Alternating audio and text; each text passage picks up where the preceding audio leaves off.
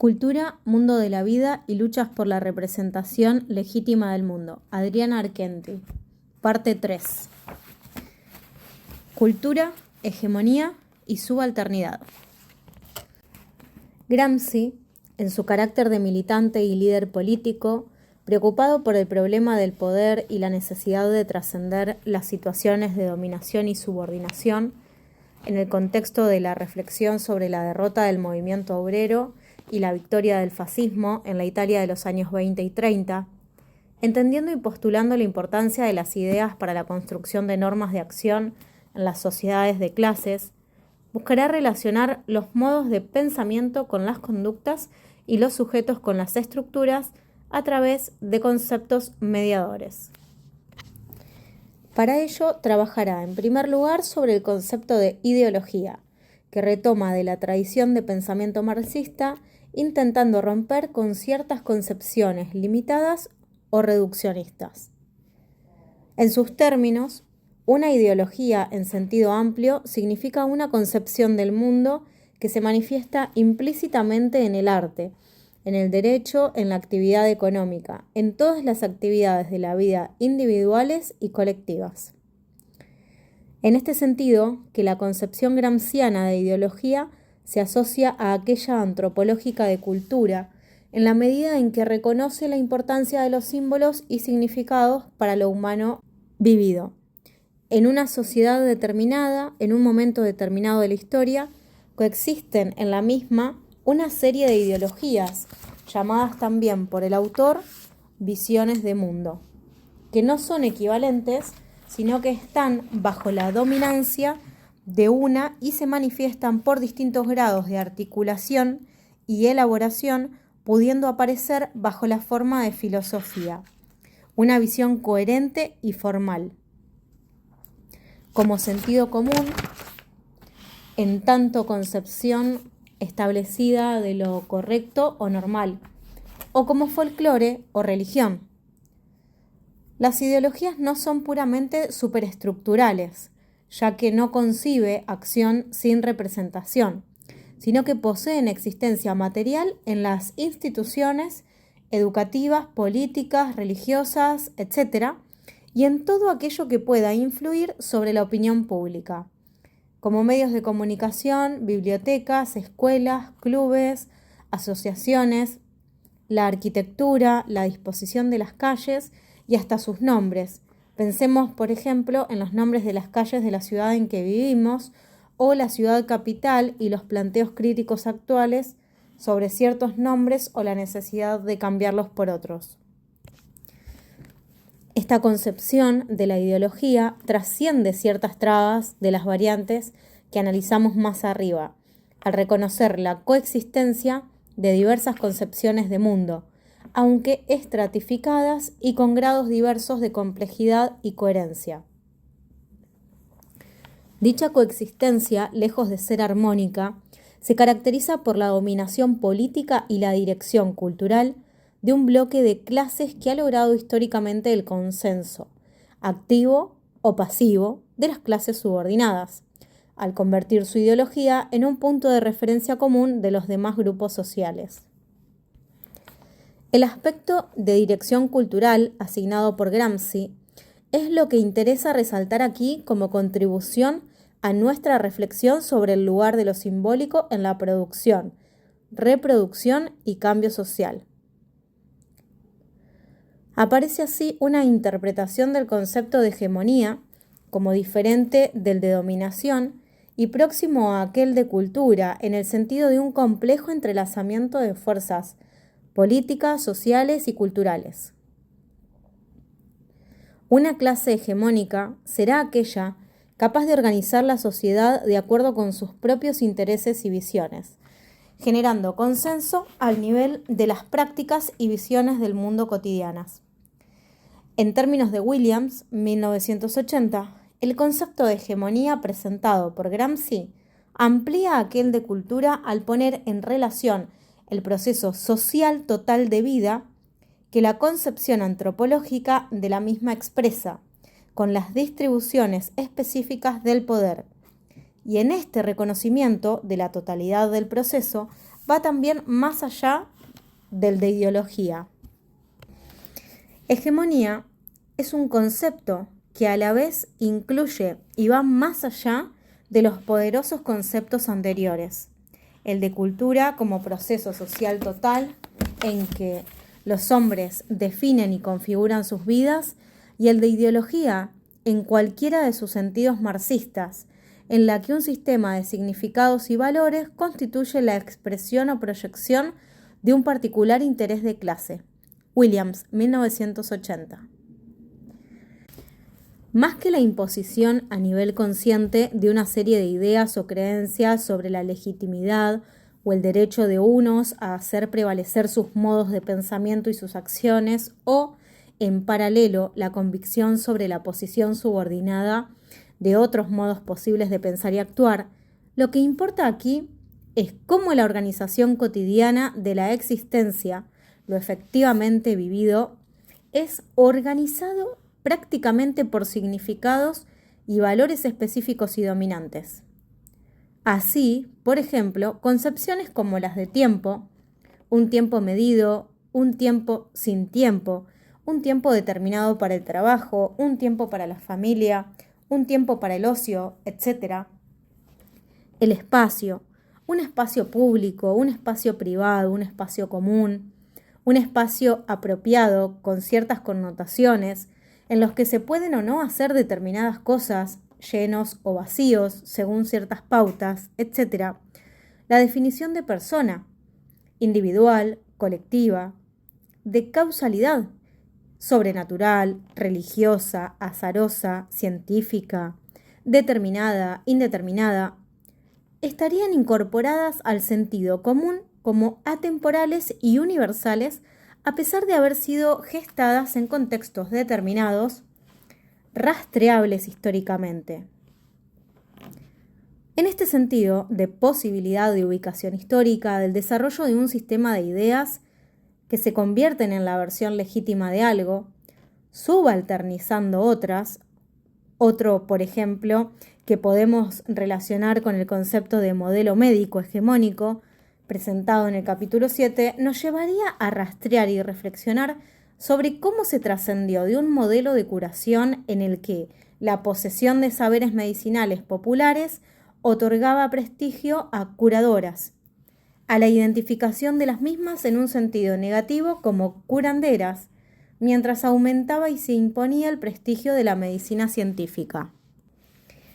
Este último ejemplo nos sirve para incorporar la cuestión de la lucha por la asignación e imposición de significados, ya que, si la hegemonía supone la articulación del consenso, esta no implica que no existan otras posibilidades de visión del mundo y de la vida que no sean las hegemónicas. En este sentido, las mismas pueden coexistir y coexisten en la práctica con visiones diferentes, con oposiciones existentes en la sociedad, que pueden organizarse potencialmente en forma de contrahegemonía o hegemonía alternativa. Pensada en términos de un proceso activo y no de una forma esencial o cristalizada de cultura, ver al principio del capítulo la reflexión sobre este tipo de concepciones, que abarca experiencias, relaciones y actividades a la vez que busca limitar y encuadrar, es sometida a presiones y límites y para persistir debe ser continuamente renovada, recreada y defendida, toda vez que es desafiada, alterada y resistida. Al respecto de las formas en que los sectores subalternos recepcionan y procesan en la práctica las situaciones de hegemonía, desde condiciones sociales y tradiciones culturales particulares, asociadas a sus experiencias de vida, Gramsci, entre otros autores, nos es útil para pensar a estos sectores y sus producciones simbólicas, trascendiendo la oposición culto-no culto, que desarrollaremos en el primer parágrafo a propósito de la variante humanista del concepto o profundizando la reflexión acerca del porqué de la existencia de estas oposiciones. Esto se inscribe en una línea de debates y estudios que, como con respecto a otros conceptos tratados aquí, admite múltiples variantes a su interior, que podemos encuadrar en el concepto de cultura popular. Cultura popular, un concepto polisémico. Desde diversas posiciones, tanto el concepto de cultura popular como su amplio y difícil de determinar referente pueblo, así como las relaciones planteadas en términos de oposición entre cultura popular y cultura hegemónica, han sido criticados en los últimos tiempos, aduciendo, entre otras cuestiones, la homogeneización de procesos y productos culturales en el contexto de la globalización, habiéndose en cambio desarrollado con fuerza en el contexto latinoamericano en los años 60-80.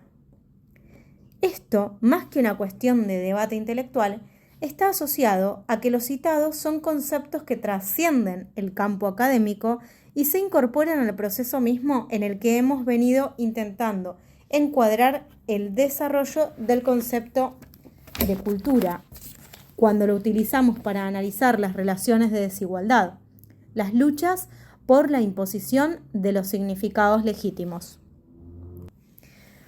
La historia de la asignación o reconocimiento de una o unas culturas a los sectores populares, subalternos, de origen y tradición campesinos no ilustrados, se asocia a la apertura de ciertos límites impuestos por la variante humanista del concepto, traducida en la oposición culto-inculto, que acompañó el interés creciente de anticuarios y románticos. González Sánchez, 1994. De los siglos XVII y XVIII, por manifestaciones de la antigua tradición campesina que hasta ese momento habían sido condenadas como paganas, bárbaras o inaceptables. Es así que símbolos y significados presentes en costumbres, modos de vida, formas artísticas, danzas, canciones, leyendas, etc., los cuales no solo tenían una profundidad histórica, sino que formaban la base del comportamiento de los pueblos de la época, se convirtieron en objeto de estudio, dando origen al folclore como disciplina. Posteriormente, el movimiento romántico, durante parte del siglo XVIII y el XIX, en la búsqueda de lo auténtico, lo original, lo espontáneo, todas expresiones que resultaban centrales a esta tradición de pensamiento, que representasen el alma de un pueblo, continuará el estudio de estos productos, pero agregándole una carga de valor positiva, lo cual también entrará a formar parte de búsquedas de caracterización de lo nacional. A partir de las referencias a lo popular en Gramsci como concepciones del mundo y de la vida, implícitas en ciertos estratos de la sociedad que aparecerían como contrapuestas a las concepciones oficiales, hegemónicas, el concepto de cultura popular será retomado en un sentido diferente a los anteriores, para pensar las relaciones de poder y las luchas simbólicas en las sociedades de clases. Así, ejemplifica Gramsci, su posición, que asocia las producciones culturales a las experiencias de vida contextualizadas en pertenencias de clase social, lo que distingue al canto popular en el cuadro de una nación y su cultura no es el hecho artístico ni el origen histórico, sino su modo de concebir el mundo y la vida en contraste con la sociedad oficial. Gramsci, 1974. Esta relación de contraste no implica en modo alguno aislamiento mutuo, ya que para el autor las concepciones oficiales y subalternas toman continuamente motivos unas de otras, constituyendo uno de los ejes de la mirada gramsciana sobre la cultura. Como afirmáramos más arriba, en el capítulo 7 se ilustrará a este respecto y a propósito de la categoría de modelo médico hegemónico,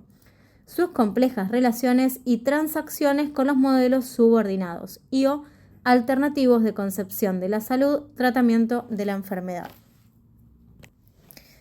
El otro eje estaría constituido por la situación de desventaja configurada por la asimetría en el carácter oficial, el reconocimiento y la legitimación de unas y otras. A las posibilidades de acceso diferente de los sectores subalternos a los bienes económicos y al poder político, se le agregaría una desigual participación en la producción y el goce de los bienes simbólicos. Esta no es una situación dada naturalmente, aunque la naturalización de las desigualdades es uno de los más poderosos mecanismos de su perpetuación. Ante un contexto de hegemonía-subordinación, lo que debemos preguntarnos e indagar son los procesos y las luchas históricas concretas por los cuales ciertos sectores y sus definiciones sobre la realidad se van tornando hegemónicos a la vez que otros se conforman como subalternos, siendo unos y otros parte de una misma realidad contextual, procesual y dinámica. Lo que ha de desentrañarse es cómo y por qué ha llegado a convertirse en natural y legítima cierta manera de concebir el mundo y cómo se relaciona esto con las diferencias y desigualdades al interior de una sociedad. Si aplicamos este razonamiento al desarrollo histórico del sistema capitalista, vemos que para sustentar ese nuevo orden económico, tan distinto de la economía agraria y artesanal precedente, fue necesario también sustentar un nuevo orden social y simbólico, nuevas maneras de organizar la sociedad y nuevos significados para las nuevas relaciones entre los seres humanos. Estos nuevos órdenes tuvieron que enfrentarse con los anteriores modos de vida y significaciones, proceso que en modo alguno fue pacífico, sino que implicó lucha social y también lucha simbólica entre los anteriores y los nuevos sentidos del mundo, y sobre todo del trabajo, impuestos por las nuevas necesidades y lógicas económicas. La cultura, entonces, apareció como uno de los mayores focos de conflicto y resistencia ante la transición del mundo feudal al mundo capitalista. Es precisamente en este contexto de transición donde la cultura popular comienza a ser objeto de reflexión. Resumiendo lo que venimos tratando, encontramos diversas formas de caracterizar aquello que ha dado en llamarse cultura popular, que adquieren distintas connotaciones asociadas a concepciones más amplias acerca de la sociedad, la cultura y sus relaciones recíprocas, así como deben contextualizarse en distintos lugares, coyunturas y momentos históricos. Es así que el concepto, presente por una parte en el folclore y asociado con los anticuarios y románticos, remite a un sentido de tradición, aquel reservorio de costumbres y modos de vida considerados originales de un pueblo, que no se modificarían con el paso del tiempo y que pueden aparecer referidos como un núcleo de identificación nacional. Esto está en coherencia con una concepción cristalizada y esencialista de cultura, y podemos ejemplificarlo en nuestro país a través de las maneras en que la cultura oficial ha instrumentado versiones de las sociedades y culturas indígenas y criollas, sucesivamente descalificándolas como bárbaras y señalándolas como calderos de gestación de cierta identidad nacional, en operaciones que transforman el patrimonio vivo de indígenas y criollos en patrimonio muerto de exposición museográfica e histórica, despojando a estos sectores de su experiencia de participación real en los procesos de formación de la nación. Ratier, 1988. Por otra parte, y en la tradición gramsciana, el concepto remite al menos a dos vertientes. La cultura popular como lugar de creación, interpretación y reinterpretación colectiva de los sectores subalternos y con un sentido más marcadamente político. La cultura popular como par opuesto de la hegemónica, núcleo de resistencia simbólica ante su imposición en lugar de disputa que continúa a nivel de las ideas y los significados, las luchas económicas y políticas de los sectores subalternos. Además, con el desarrollo de la reproducción técnica y el uso progresivo y generalizado de los medios de comunicación de masas, lo popular fue intersectado e identificado con lo masivo, aquello que es compartido por amplias capas de la sociedad, relacionado con la generalización de la cultura moderna de raíz urbana y criticado como producto de baja calidad, opuesto a la cultura culta, en un sentido diverso del apuntado en las interpretaciones de resistencia simbólica. Su resultado sería el adormecimiento o la anulación de las capacidades críticas y contestatarias.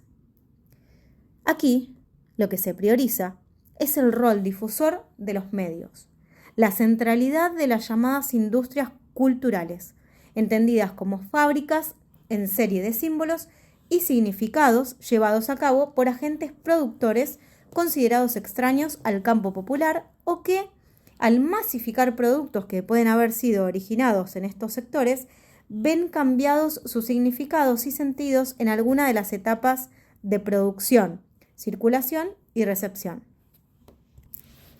Así, sometido a una lógica mercantil, lo popular es vaciado de contenido y subsumido en lo masivo. A su vez, visto lo masivo como fundamentalmente negativo, narcotizante y homogeneizador, se le opone una interpretación de los productos de la cultura popular como intrínsecamente opuestos, democráticos, contestatarios, liberadores. Ante estas variantes interpretativas, podemos afirmar que los diversos sentidos dados a lo popular conforman posiciones fuertemente valorativas, tanto en las vertientes que le asignan connotaciones negativas, como en aquellas que se afirman sobre lo positivo. Decir que los sectores populares y sus producciones simbólicas son incultos o bárbaros, o que forman la esencia de la nacionalidad, o que son intrínsecamente contestatarios, equivale a establecer distintos deber ser para estos sectores, que sustancializan y congelan sus prácticas y concepciones y escamotean las relaciones de poder cultural que los sectores hegemónicos ponen en acto en su relación con los mismos, estableciendo la arena donde gran parte de estas prácticas y concepciones se desarrollan, aún en toda su potencialidad contestataria, ya que en su aspecto práctico, y por haber determinado las definiciones consideradas legítimas, la acción hegemónica tiene el poder de establecer las reglas que estructuran las formas en que han de llevarse a cabo las luchas. El escenario actual complejiza aún más la pretensión o posibilidad de establecer fronteras claras entre formas culturales homogéneas, determinando de antemano aquello que constituiría la cultura de los sectores populares o de cualquier sector, y vuelve a señalar la necesidad de análisis relacionales y situacionales. Míguez y Seman, 2008. Esto, además, porque las tecnologías de la información y la comunicación, la industria cultural, las compañías multinacionales de producción de noticias y entretenimiento han contribuido a alterar las nociones de tiempo y espacio, comprimiendo ambos parámetros en la simultaneidad y pugnan por internacionalizar valores simbólicos, formas de pensar, sentir y actuar. En ese sentido, y como afirmáramos más arriba, los medios de comunicación operan como ámbitos de despliegue de estrategias de poder y reproducción hegemónica. Sin embargo, en la actualidad, la comunicación de masas trasciende los medios tradicionales.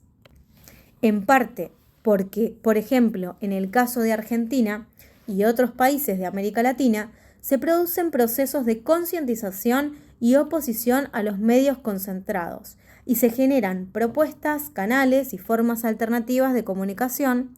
en parte y asociado con la alternatividad. Porque en el contexto tecnológico actual, Internet y los dispositivos móviles configuran nuevos entornos de comunicación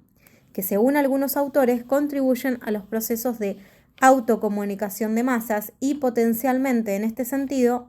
a la modificación de relaciones de poder. Castells, 2012. Esto se puede ejemplificar con el lugar asumido por las redes sociales en procesos como los de la reciente crisis socioeconómica en Europa o aquella política en Turquía.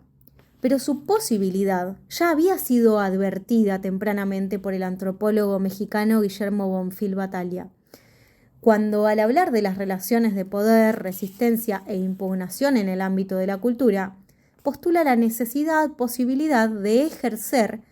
por parte de sectores subordinados, formas de control cultural sobre los elementos puestos en juego para llevar adelante cualquier proyecto social establecido, en el sentido de modelo al cual aspirar a través de procesos de lucha, categorías como la de cultura apropiada, en términos de la cual, aunque los elementos culturales sean ajenos en cuanto a que su producción y o reproducción no está bajo el control cultural del grupo, éste los usa y decide sobre ellos. El autor ejemplifica con situaciones de apropiación de las grabaciones portátiles de cassettes. Está escribiendo en 1983 por parte de aborígenes mexicanos como los seris para difundir música propia u otros grupos para hacerlo con consignas políticas.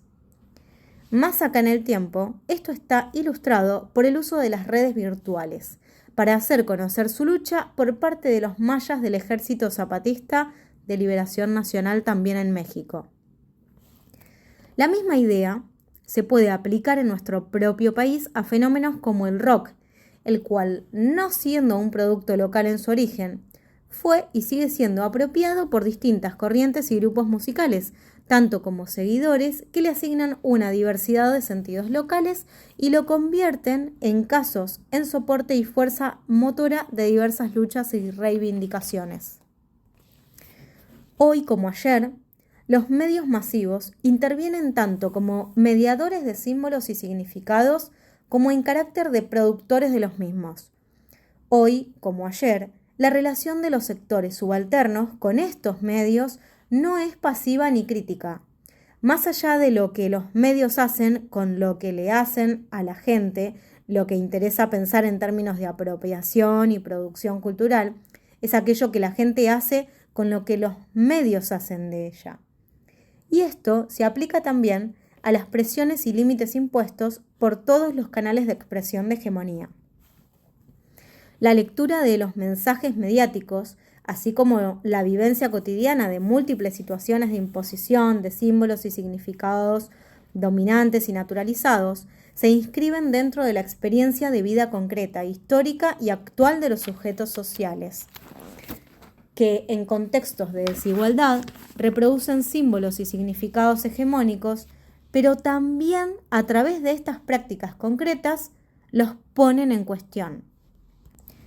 Imaginan nuevos sentidos de la vida y el mundo y, como afirmáramos más arriba, producen y multiplican esos sentidos diversos en la cotidianeidad, en acontecimientos y formas de lucha, tal como los nuevos movimientos sociales y también a través de nuevos canales, soportes y estrategias de producción y circulación cultural.